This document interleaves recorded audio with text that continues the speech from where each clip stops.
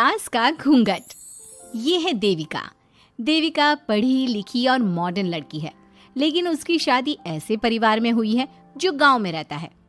भले ही ये 21वीं सदी है, लेकिन देविका की ससुराल वालों की सोच वो तो 18वीं सदी से आगे बढ़ी ही नहीं।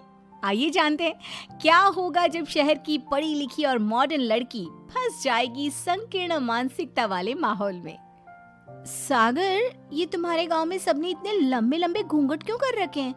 और ये सब मुझे इतना घूर घूर कर क्यों देख रहे हैं? अरे यार, तुम भी घूंघट कर लो ना, इसीलिए तो देख रहे हैं सब तुम्हें। कम ऑन सागर, मैं घूंघट नहीं कर सकती। तुम्हें पता है ना मैं कौन हूँ। लेकिन देविका, मेरे पिताजी, चाचा जी, बड़े भैया और जीजा जी ने तुम्हें बिना घूंघट के देख लिया ना तो बहुत गुस्सा होंगे और न जाने कौन कौन से फरमान सुनाएंगे। घर चलो, देखा जाएगा जो होगा। सागर देविका से कई बार कहता है कि वो घूंघट कर ले, लेकिन देविका सागर की नहीं सुनती और अपने ससुराल के दरवाजे पर पहुंच जाती है। जब देविका वहां पहुंचती है तो देखती है कि उसकी सास बिमला, चाची सास कम्मो और जेठानी सुजाता ने लंबा सा घूंघट कर रखा था, पर उनकी ननद वीना ने घूंघट नहीं किया हुआ था। लेकिन हाँ, उसने सर पर सलीकी के साथ दुपट्टा जरूर ओढ़ा हुआ था। सागर अपनी पत्नी को सबसे मिलवा रहा होता है, तभी सागर के पिता जोगिंदर बोलते हैं, सागर, तूने बहू को इस घर के तौर तरीके नहीं समझा। हमारे घर की औरतें बिना घूंघट के किसी पर आए मर्द के सामने नहीं आती और तू इसे ऐसे ही ले आया। पिताजी, मैं समझा दूंगा। वो नई नई शहर से आई है ना, इसलिए उसे पता नहीं है। सागर की बात सुनकर उसके चाचा जी महेंद्र बोलते हैं, ये बात तो तुझे गांव में कदम रखते ही अपनी बीवी को समझानी चाहिए थी। हमारा गांव में बहुत नाम है। तेरी बीवी ऐसे गांव भर में घूमेगी तो क्या इज्जत रह जाएगी हमारी। ये बोलकर जोगिंदर और महेंद्र वहां से चले जाते हैं। शाम को घर की सारी औरतें खाने की तैयारी करती है। खाना तैयार हो जाता है, लेकिन घर की कोई भी औरत खाना नहीं खाती। बहुत रात हो जाती है, तब देविका कहती है, सासू माँ, खाना बने हुए तो देर हो गई, रात भी बहुत हो गई है, हम लोग खाना क्यों नहीं खा रहे हैं? अरे बहू, ये क्या बोल रही हो? हमारे यहाँ घर की औरतें तब तक खाना नहीं खाती जब तक घर के मर्द खाना ना खा ले। लेकिन इतनी देर हो गई, आप सबको भूख नहीं लग रही क्या? तभी देविका की जेठानी सुजाता कहती है, लग तो रही है, लेकिन यहाँ की यही रीत है, ये निभानी तो पड़ेगी ना। भाभी जी, ये रीत नहीं है, औरतों को प्रताड़ित करने का एक तरीका है। अगर इस घर के आदमी पूरी रात नहीं आए तो पूरी रात खाना नहीं खाओगी क्या? देविका ये बोलकर सीधा सागर के पास जाती है। सागर उसे समझाता है, देविका, यहाँ ऐसा ही होता है, तुम थोड़ा सब्र कर लो, पिताजी और चाचा जी आते ही होंगे, फिर हम सब खाना खाएंगे। सागर देविका को समझा ही रहा था, तभी देविका की ननद वीना आकर कहती है, सागर, खाना खाने आ जाओ, पिताजी और चाचा जी आ गए हैं। चलो देविका, तुम्हारा इंतजार खत्म हुआ। सागर खाने के लिए बैठ जाता है। जब सब खाना खाने बैठते हैं तो देविका भी बैठ जाती है। सागर धीरे से उसे कहता है, अरे देविका, ये क्या कर रही हो? तुम इस तरह हमारे साथ खाना नहीं खा सकती। मगर क्यों सागर, मुझे भूख लगी है, सब लोग खा रहे हैं तो मैं क्यों नहीं खा सकती?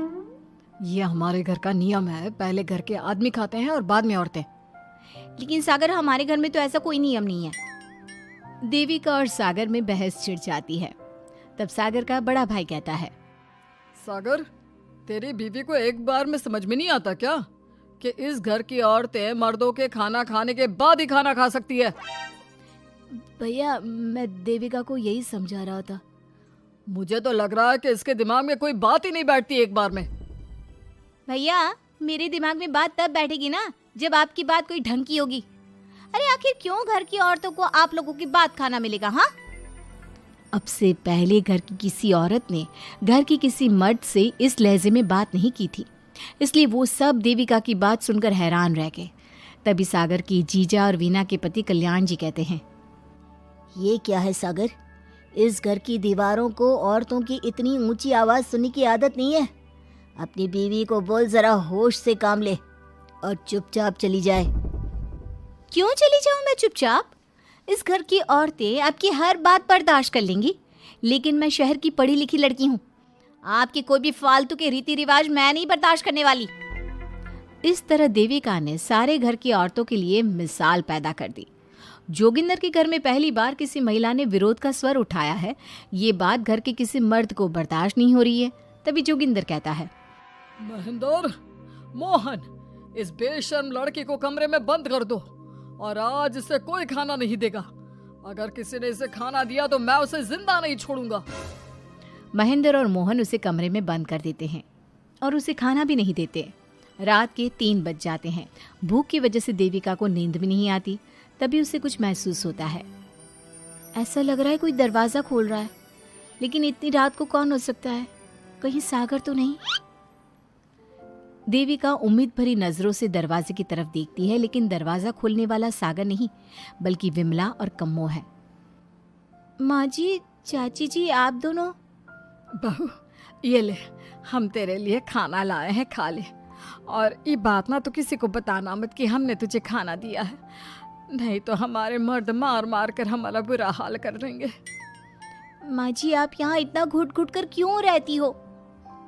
देविका, अब तू भी इस घर की बहू है, तू भी हमारी तरह रहना सीख ले। इस घर के कायदे कानून अपना ले। इस घर के मर्द तो कभी बदलने वाले हैं नहीं बहू, तो तू ही बदल ले अपने आप को। माँ जी, बदलाव अच्छे के लिए हो तो हमें बदलना चाहिए, बेकार और बेतुकी बातों का तो विरोध करना चाहिए। दोनों ने देविका को समझाने की कोशिश की, लेकिन देविका ने उल्टा उन्हें ही समझा दिया। इसी तरह एक दिन देविका किसी बात पर जोर जोर से हंस रही थी।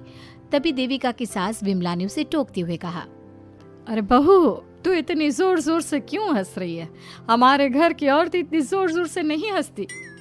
विमला अपनी बहू को समझा रही थी कि तभी महेंद्र बोलता है, अरे कम्मो, कौन है ये औरत जो बेशर्मों की तरह जोर जोर से हंस रही है?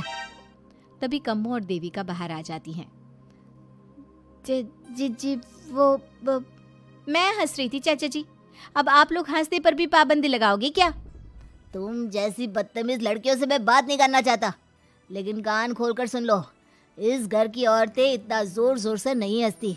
और हाँ, तुम्हें पहले ही बता चुके हैं कि इस घर की दीवारों को औरतों की तेज आवाज सुनने की आदत नहीं है। इस घर की दीवारों को आदमियों की ऊंची आवाज सुनने की आदत है, लेकिन औरतों की नहीं। चाचा जी, आपके घर की दीवारें तो बहुत दोगली है।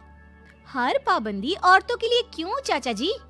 औरतें ये नहीं कर सकती, औरतें वो नहीं कर सकती। औरतें सांस ले सकती है या उस पर भी पाबंदी है? चुप हो जाना बहू, मत बोल और घूंघट कर ले। ये तेरे चाचा ससुर है, थोड़ा तो लिहाज कर। कम्मो के समझाने पर भी देविका चुप नहीं होती। वो महेंद्र से ऐसे ऐसे सवाल पूछती है जिनका जवाब उसके पास होता ही नहीं। महेंद्र गुस्से से सागर को आवाज देता है। महेंद्र की आवाज सुनकर घर के सभी आदमी बाहर आ जाते हैं। जी चाचा जी, आपने बुलाया? अपनी मुंह जोर बीवी को यहाँ से ले जाने तो कुछ अनर्थ हो जाएगा। क्या हुआ चाचा जी? तेरी बीवी जिस तरह से मुझसे बात कर रही है, छोटे बड़े की तमीज नहीं है इसे। कम से कम 7 दिन तक ये कमरे से बाहर नहीं निकलनी चाहिए। अगर इसे मैंने कमरे से बाहर देख लिया तो किसी की खैर नहीं, समझे? पर मैंने कुछ गलत नहीं बोला। सागर, जो सच है मैंने वही कहा है। देविका, चलो मेरे साथ। लेकिन सागर, मेरी बात तो सुनो। सागर देविका को वहां से ले जाता है। इसी तरह से कई दिन बीत गए। अब देविका अपने ससुराल में हर गलत बात का विरोध करने लगी, लेकिन जितना ज्यादा वो विरोध करती, उसके ससुराल वाले उस पर उतना ही ज्यादा अत्याचार करते। अब देखना यह है कि देविका अपने ससुराल वालों के अत्याचार को यूं ही सहती रहेगी। क्या उसके ससुराल में घूंघट में औरतों का दम इसी तरह घुटता रहेगा? अगर आप इन सवालों के जवाब जानना चाहते हैं ना, तो हमें कमेंट करके ज़रूर बताइएगा। और हमारी स्टोरी को लाइक, शेयर और चैनल को सब्सक्राइब करना ना भूलें। उम्मीद है कि आपको हमारी ये कहानी पसंद आई होगी। कृपया हमारे चैनल को सब्सक्राइब करें और सभी अपडेट्स के लिए बेल आइकन जरूर क्लिक करें। और हाँ, वीडियो लाइक और शेयर करना मत भूलिएगा। Bye bye.